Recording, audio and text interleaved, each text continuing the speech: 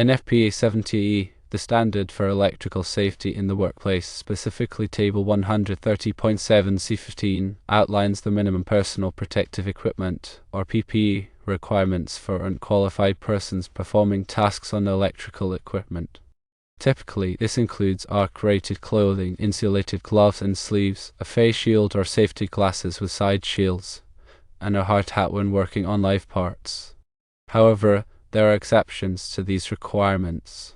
One significant exception involves situations where it is not practicable to de-energize electrical equipment or where de-energizing would interrupt patient care. This is especially relevant in healthcare facilities. An incipient fault also falls under the exception. Considering these exceptions, in scenarios involving changing out a ballast operating at 277 volts or a malfunctioning outlet operating at 110 volts in a hospital, where de-energizing the branch circuit would adversely affect patient care, the general PPE requirements in Table 130.7 C15 may not apply. An engineering study determining that the fault threshold is below Tinker provides additional support for this exemption. However, it is crucial that a qualified electrical engineer reviews this study to ensure its accuracy and that it comprehensively considers all potential risks. This includes factors like available fault current, clearing times of overcurrent protective devices, and working distance. A thorough risk assessment is still essential, even with the exception from PPE requirements. This assessment should identify any potential hazards and help develop appropriate risk mitigation measures. Risk mitigation could involve using insulated tools, establishing safe work practices, and providing additional training to personnel. Ultimately, employers are responsible for providing a safe work environment and may choose to implement additional PPE requirements or work practices to further protect employees, even if not explicitly mandated by NFPA 70E. This decision should be based on the specific circumstances and the results of the risk assessment. In conclusion, based on the exception for incipient faults, PPE may not be strictly required for maintenance personnel changing out a 277 volts ballast or a 110 volts malfunctioning outlet in a hospital setting, given the potential impact on patient care and with proper substantiation. However, you must consider the results of the engineering study, conduct a comprehensive risk assessment, and implement all necessary risk mitigation measures. Remember, safety should always be the top priority. The absence of a strict PPE requirement does not negate the need for a safe work environment and well-trained personnel. The engineering study that determined the fault threshold would be below 10K provides some support for the exemption from PPE requirements. However, this study should be reviewed by a qualified electrical engineer to ensure its accuracy and that it fully considers all potential risks. Even though there may be an exemption from the PPE requirements, it is still important to conduct a thorough risk assessment to identify any potential hazards and develop appropriate risk mitigation measures. Employers are still responsible for providing a safe work environment and may choose to implement additional PPE requirements or work practices to protect employees in such situations.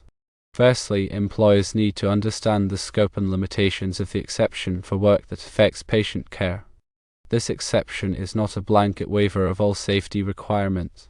It is specifically intended for situations where de-energizing the equipment poses a greater risk to patients than the potential electrical hazards. Secondly, the engineering study is a critical component of justifying the exception.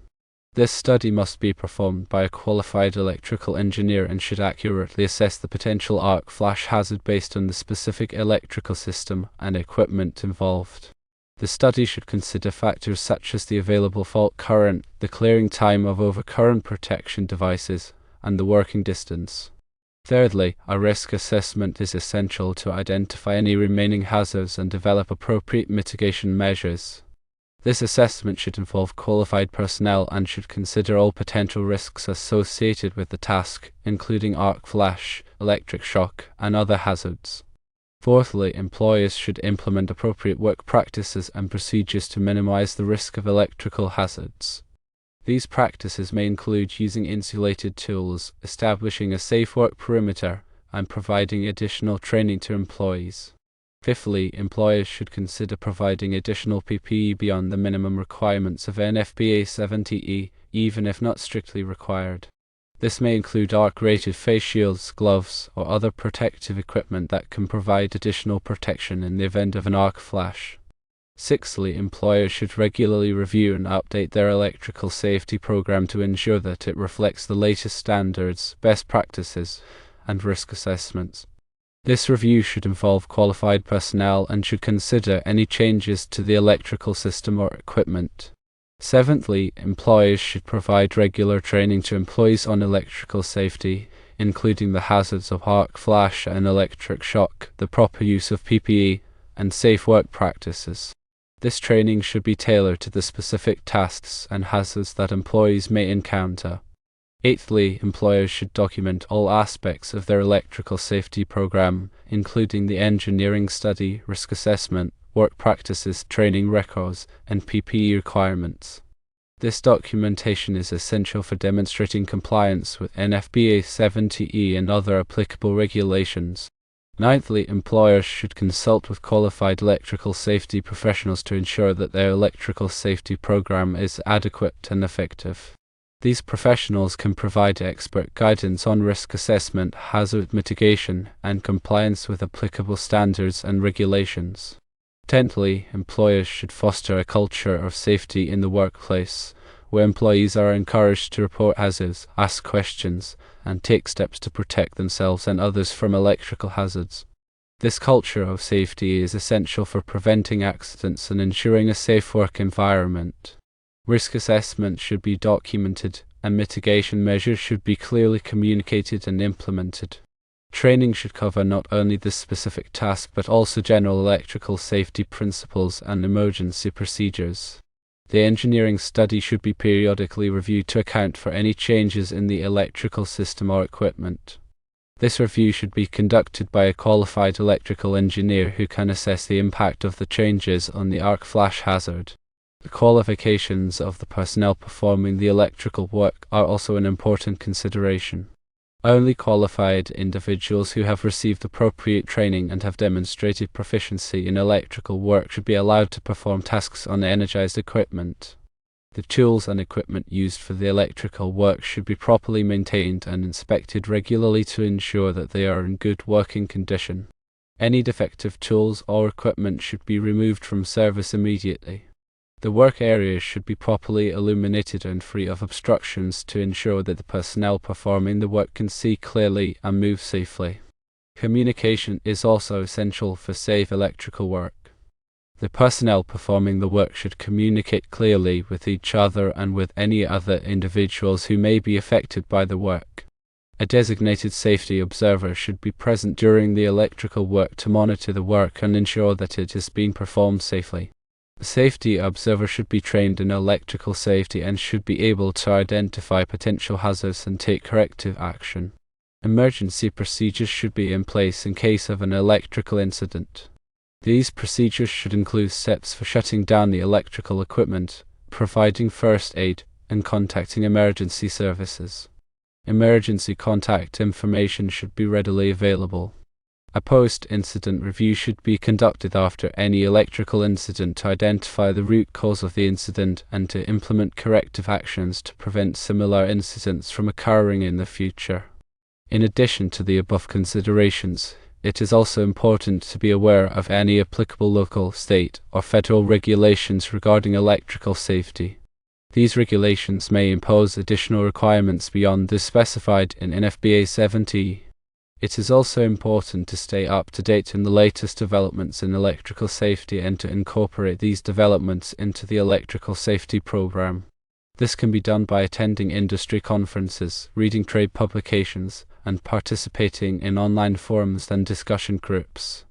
By following these guidelines, employers can create a safe work environment for their employees and minimize the risk of electrical incidents. The goal is to create a system where safety is paramount and where employees have the knowledge, skills, and equipment necessary to perform their work safely. Remember that the information provided here is for general guidance only and should not be considered a substitute for professional advice. Always consult with a qualified electrical safety professional for specific recommendations regarding your electrical safety program. The NEC or National Electrical Code also plays a role in electrical safety, although it is primarily concerned with the safe installation of electrical systems. Compliance with the NEC can help to reduce the risk of electrical hazards, such as fires and electric shock. Some sections of the NEC that are relevant to electrical safety include those that address grounding, overcurrent protection, wiring methods, and equipment installation. The NEC is updated every 3 years, so it is important to stay up to date on the latest revisions. The NESC or National Electrical Safety Code is another important standard that addresses the safety of electrical utility systems. The NESC covers the construction, operation, and maintenance of electrical power and communication lines. Compliance with the NESC can help to prevent electrical hazards associated with utility systems such as electric shock and downed power lines. The Occupational Safety and Health Administration, or OSHA, is the federal agency responsible for enforcing workplace safety regulations. OSHA has regulations that address electrical safety, including those that cover lockout/tagout, personal protective equipment, and safe work practices. Employers are required to comply with OSHA's electrical safety regulations to protect their employees from electrical hazards. The Institute of Electrical and Electronics Engineers, or IEE, is a professional organization that develops standards related to electrical engineering. IEE has standards that address various aspects of electrical safety, including arc flash hazard analysis, electrical safety training, and electrical equipment design. Adhering to IEE standards can help to improve electrical safety and reduce the risk of electrical incidents. The American National Standards Institute, or ANSI, is a non-profit organization that develops and promotes voluntary consensus standards. ANSI has standards that address various aspects of electrical safety, including electrical safety signage, electrical safety training, and electrical equipment testing. Complying with ANSI standards can help to improve electrical safety and reduce the risk of electrical incidents. In addition to the above organizations and standards, there are also various other resources available to help employers improve electrical safety. These resources include training programs, safety manuals, and online tools.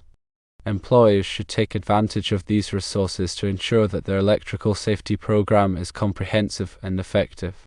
The effectiveness of an electrical safety program depends on several factors, including management commitment, employee involvement, and continuous improvement. Management must be committed to providing a safe work environment and must allocate the necessary resources to support the electrical safety program. Employees must be actively involved in the electrical safety program and must be empowered to report hazards and suggest improvements. The electrical safety program should be continuously reviewed and updated to reflect the latest standards, best practices, and risk assessments. Technology can also play a role in improving electrical safety. For example, arc flash relays can be used to detect and mitigate arc flash hazards. These relays can quickly trip the circuit breaker to reduce the duration and severity of an arc flash. Infrared thermography can be used to identify potential electrical problems such as loose connections or overloaded circuits. These problems can be corrected before they lead to electrical hazards. Online training programs can be used to provide employees with convenient and cost-effective electrical safety training. These programs can be customized to meet the specific needs of the employer.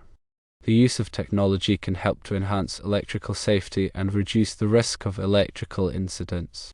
Finally, it is important to remember that electrical safety is a shared responsibility. Everyone in the workplace has a role to play in ensuring a safe work environment. By working together, employers and employees can create a culture of safety that protects everyone from electrical hazards. Staying informed about updates to NFPA 70E and other relevant standards is crucial. These standards are periodically revised to reflect new technologies, best practices, and lessons learned from past incidents. Staying informed about these updates helps to ensure that the electrical safety program remains effective and up to date. Conducting regular audits of the electrical safety program is also essential. These audits should be conducted by qualified personnel and should assess the effectiveness of the program in identifying and mitigating electrical hazards. The results of the audit should be used to identify areas for improvement. Engaging with industry peers and participating in professional organizations can provide valuable insights and best practices for electrical safety. These interactions can help to stay informed about the latest developments in electrical safety and to learn from the experiences of others. Leading indicators, such as the number of safety observations reported or the completion rate of safety training, can provide valuable insights into the effectiveness of the electrical safety program. Monitoring these leading indicators can help to identify potential problems before they lead to incidents. It's very important to ensure that all electrical equipment is properly labeled with warning signs and labels. These signs and labels should clearly identify potential hazards and provide instructions for safe operation. The warning signs and labels should be placed in locations where they are easily visible to employees. Periodically inspect and maintain electrical equipment to ensure that it is in safe working condition. Regular inspections can help to identify potential problems before they lead to hazards. Maintenance should be performed by qualified personnel and should include tasks such as tightening connections, replacing worn parts, and lubricating moving parts. Make sure that all electrical equipment is properly grounded to protect against electric shock.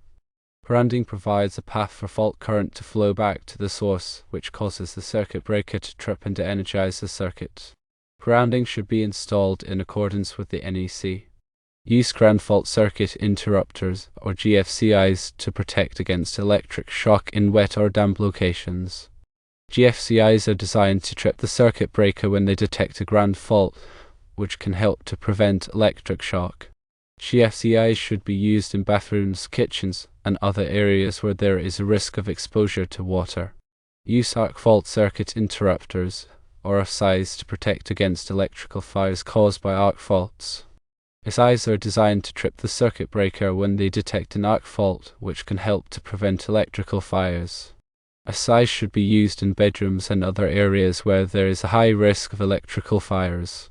Use surge protective devices, or SPDs, to protect electrical equipment from voltage surges. SPD are designed to divert excess voltage away from sensitive electronic equipment, which can help to prevent damage. SPD should be used on computers, televisions, and other electronic devices. Consider a variety of elements in any electrical safety program that can be implemented in a variety of ways. Ensure that the program is well documented and communicated across the entire organization. Provide the appropriate personal protective equipment as needed to protect personnel. Make sure there is a plan in place to respond to any kind of electrical accident, including who to contact and how to administer first aid, and that all staff is properly trained on all procedures. It is also important that safety audits occur regularly and proper documentation occurs to show what the audit reveals. Furthermore, proper analysis must happen on any kind of incident, and this means that documentation must be kept about the incident and changes must be made so that that incident does not happen again. Having a culture of electrical safety helps make sure the staff are engaged to keep it safe for each other, so it is very helpful to incorporate their feedback.